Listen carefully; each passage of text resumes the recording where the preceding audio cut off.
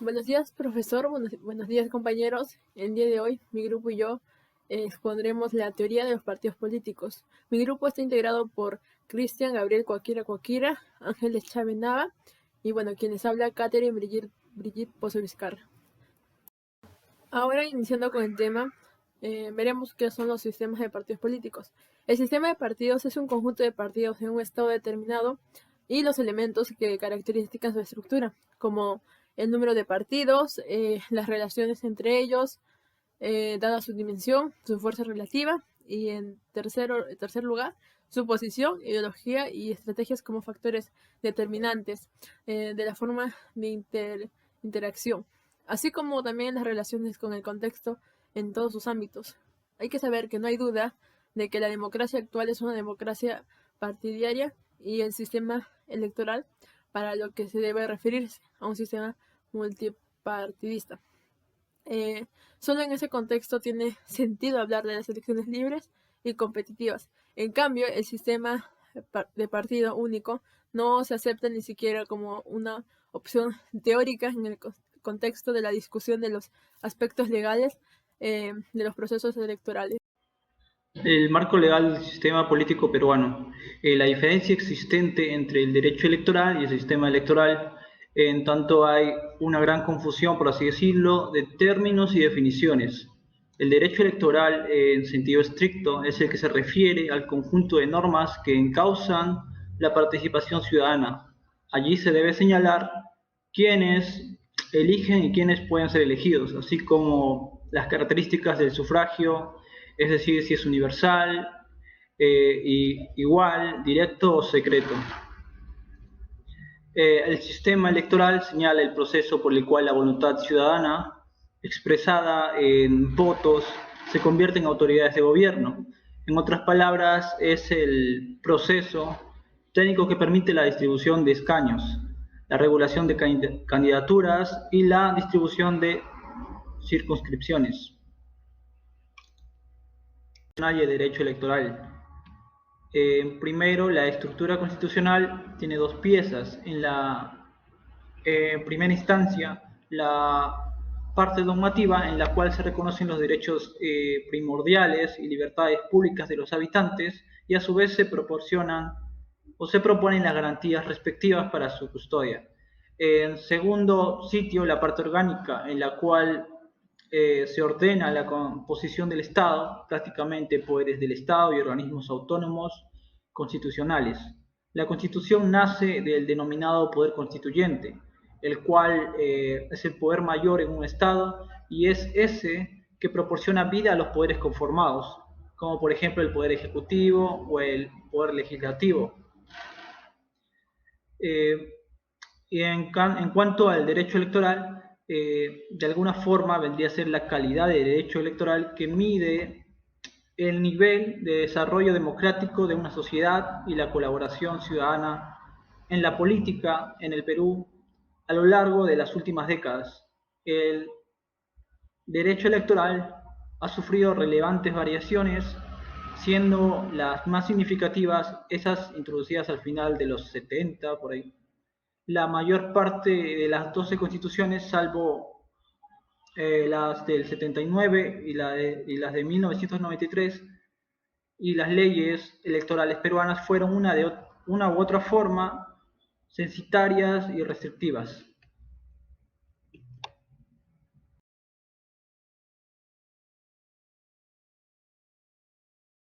La elección presidencial.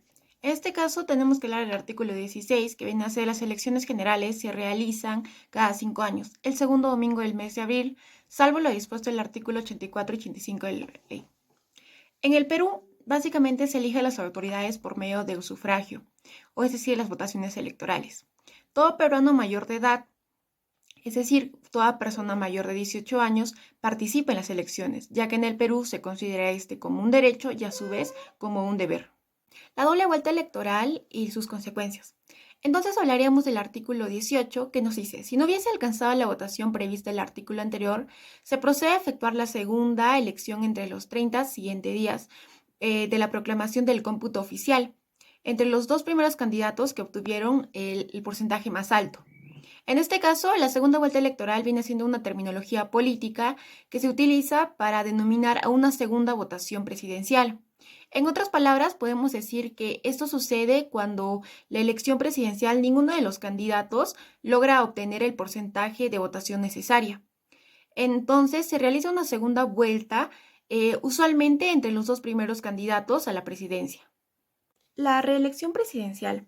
En este caso, el Congreso peruano, a través de la Comisión de Constitución, aprobó por unanimidad la modificación del artículo 112 de la Carta Política, eliminando de esta manera la reelección presidencial inmediata.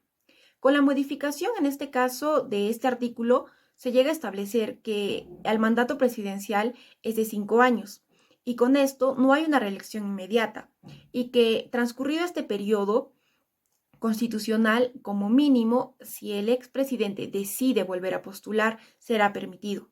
El nuevo texto mantiene los lineamientos del artículo 112, pero agrega un segundo párrafo en el cual nos especifica que no podrá postular a la presidencia de la República de manera inmediata. El ciudadano que bajo cualquier título, conforme al artículo 115 de la Constitución, hubiera ejercido la... El sistema de poderes y su relación con los partidos políticos. La organización del Estado en general responde al principio de división de poderes. Ante el poder absoluto y el total del soberano, como ante signos como vocero, se sostiene que la única forma de controlar el poder es con otro poder, de igual dimensión y naturaleza. Solo el poder detiene el poder y por lo tanto se afirma que el poder del Estado tiene que dividirse en tres. El legislativo, que es el que da las normas generales, el ejecutivo, que es el que aplica las normas y conduce la acción del gobierno, y el judicial, que está orientado a resolver los conflictos que se presentan en la sociedad entre los individuos y entre ellos y el Estado mismo. La división de poderes en el Estado peruano es de dos tipos, en el que se establecen tres poderes que se controlan entre sí, el legislativo, ejecutivo y judicial, y en donde el poder se redistribuye en tres niveles de gobierno, que vendrían a ser el central, el regional y el municipal. La divisibilidad del poder estatal se mantiene a pesar de la distinción entre las actividades estatales y la existencia de varias competencias políticas y administrativas. La descentralización, la desconcentración, que no alteran en sí la unidad funcional. Bueno, ahora hablaremos sobre las relaciones conflictivas entre el poder legislativo y el poder ejecutivo.